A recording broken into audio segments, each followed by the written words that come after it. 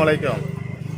இப்போ நம்ம நிற்கிறது வந்து காதர் மொய்தீன் கல்லூரி மற்றும் பள்ளிகள், மேல்நிலை பள்ளிகள் செல்லக்கூடிய வழியில் தான் நிற்கிறோம். ஏன்னா இது வந்து கிழக்கு கடற்கரை சாலை, அதாவது நேஷனல் ஹைவே. இந்த ஹைவேயில் ஒரு 2 வேகத்தடை இருக்குது. இந்த 2 வேகத்தடைக்கு முன்னெச்சரிக்கை போர்டு அங்கே இல்லை, அந்த சைடும் இல்லை, 2 சைடுமே இல்லை.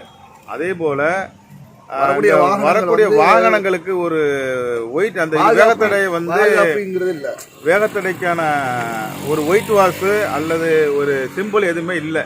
அதனால் இரவு நேரங்களில் பயணிக்கக்கூடிய அதிகமான வாகனங்கள் விபத்துகள் ஏற்படக்கூடிய சூழ்நிலை இருக்கிறதன் காரணத்தினால் சம்பந்தப்பட்ட அதிகாரிகள் இதனை கனிவுடன் பரிசீலித்து நிரந்தர தீர்வுகள் ஏற்பட வழிவகை செய்து கொடுக்குமாறும், இரு பக்கமும் எச்சரிக்கை போர்டு வைக்குமாறும் மிகவும் தாழ்மையுடன் சமூக நலன் சார்பாகவும் ஊர் மக்கள் சார்பாகவும் கேட்டுக்கொள்கிறோம். இதை வந்து நம்ம கோரிக்கையை ஏற்று பைண்ட் அடிக்கிறாங்க.